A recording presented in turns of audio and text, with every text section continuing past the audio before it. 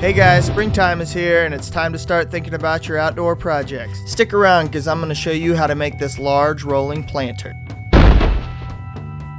On this project I've got plenty of exposed edges, so I want to make sure I'm getting a nice clean cut. So I went with my highest tooth count on my saw blade to get the finest cut. To speed things up, to make sure everything was cut accurately, I went ahead and set up stop blocks for all my repetitive cuts because I knew everything was going to be exactly the same length. Once I cut and verified the length of the first board, I used this as a guide for setting the length of my stop block. This worked perfectly for creating accurate and repeatable cuts. I repeated the same process for cutting the rest of the stock. Since I was working from a set of plans, I could just set up once and cut all my stock at the same time. If you'd like a set of these plans, check out the link in the description below where you can pick these up for yourself. Otherwise, feel free to use this video to copy and modify your own design. Once I had all the 2x material cut to length, I went ahead and built the frame. I went ahead and used my drill to countersink holes and then went ahead and used my driver to drive home the screws in the frames. The deck screws ensure that this thing won't rust when it's outside in the elements.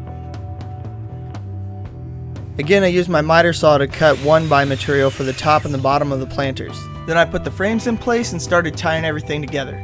You'll want to take your time on this step to make sure everything is nice and square so that you have a good foundation to build from. With the size of the box that I designed, 2 1x6s fit exactly in here and give you a little bit of a gap for drainage. Otherwise, you're going to run into some major issues down the line. Once I had the ends attached, I located the center of the planter and secured the middle frame. Once the bottom was finished, I went ahead and repeated the same process on top.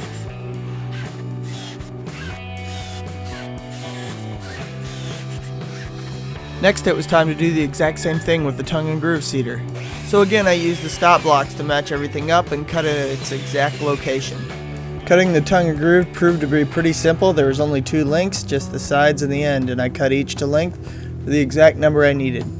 For attaching the tongue and groove, I did the exact same thing I did on this entire project, and that was to use a countersink bit on my drill and then follow that up with a driver containing the Torx bit. Make sure you take your time and get everything properly in place. It's really important that when you're doing this that you get things really nice and tight, especially when you're starting. Any errors will just compound later. Here I use this rubberized mallet to tighten things up. If things are really tough, use a scrap board to hit on so that you don't bust the tongue on the piece that you're trying to install.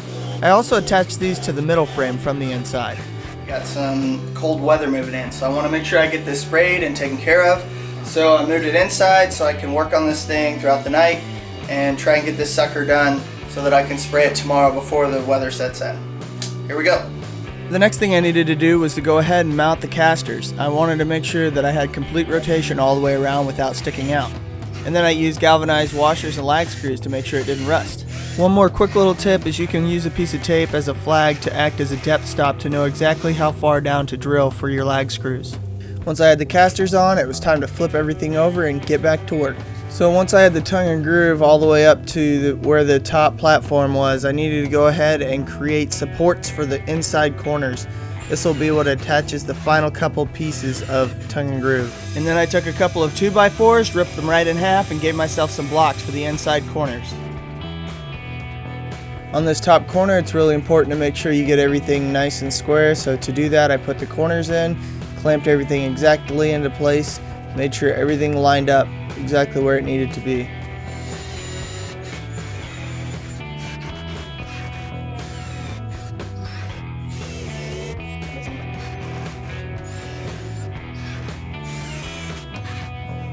Last piece of wood to install is in the top middle. I'll just go ahead and take a measurement and rip it on the bandsaw. I left a small gap in the top to allow the plants to drain in case an excess amount of water got up here so the plants didn't get swamped.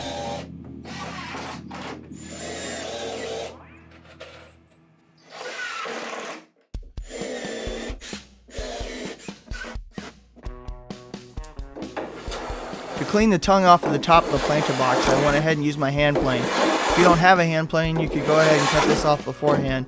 But I really enjoy using this thing, and I just cranked up some music and created some shavings. Once everything's attached, you can go ahead and clean up the edges and the corners with a sander. You could use a sander like this, a random orbital sander, or just do it by hand. To create the lettering, I just went ahead and ripped down one of the pieces of tongue and groove siding And then I used my resaw blade to go ahead and cut this down to about 1/4 inch. I attached the logo to this piece of cedar and then took it over to the scroll saw. And here, just get as close as you're comfortable and then go ahead and clean everything up with a sander. This will make things go way quicker, and then you can sneak up on the line if you need to. So for on the outside, I used a belt sander, and on the inside I went ahead and used this spindle sander attachment for my drill press.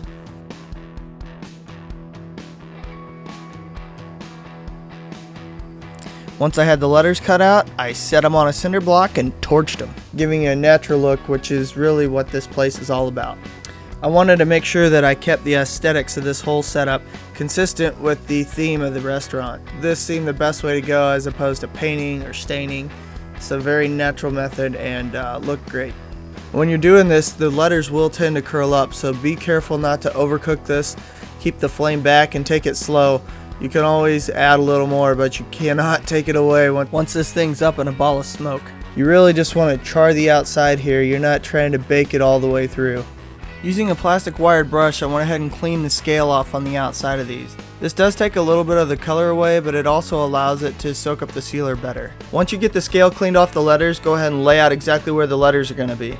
The inside of my shop was getting a little cramped, so I went ahead and took this inside my house and laid it down so I could work on it to lay out the letters. I used this ruled straight edge to get the placement of the letters, and then used this paper stencil to place each and every one of the letters exactly where they needed to be.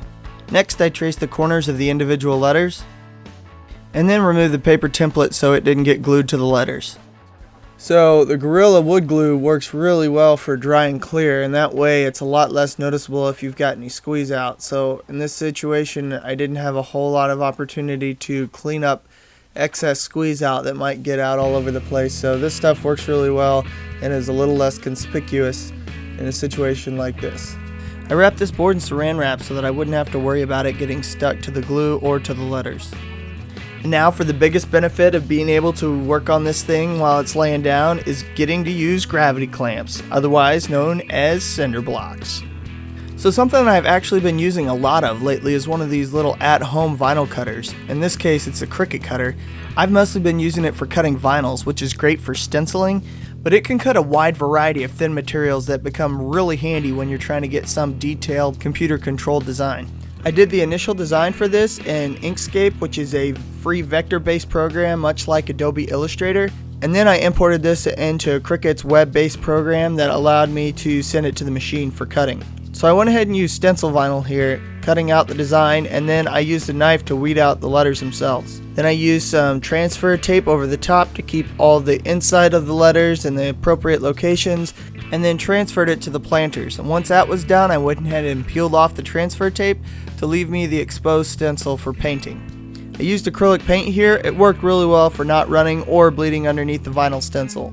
Once the paint dries a little bit, remove the vinyl and bam, there you go. One of the things that I really love about this restaurant is everything is locally sourced, so they are all about building community. I found that really cool because they were all on board with me putting my logo on here in a non-conspicuous place, but if somebody was looking to get one of these made for themselves, they would know how to get a hold of me. To make sure this thing could stand up well to the elements, I went ahead and used some Olympic clear deck sealer. I sprayed this on there with Rockler's HVLP sprayer. Now this thing works great if you don't have one of those giant air compressors that a traditional air gun would run off of. This does a great job putting on a nice even coat. It also does a great job with overspray, and I wanted to make sure I didn't get this all over my tools or the rest of my garage, so I made a small spray booth with the extra plastic that I had left over. Now that the spraying was done, it was time to put some plastic on the inside of the planter.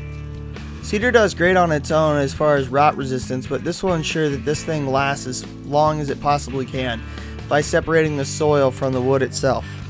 So one last thing I did here was to go ahead and put slits in the plastic in the top so that the plants didn't become oversaturated.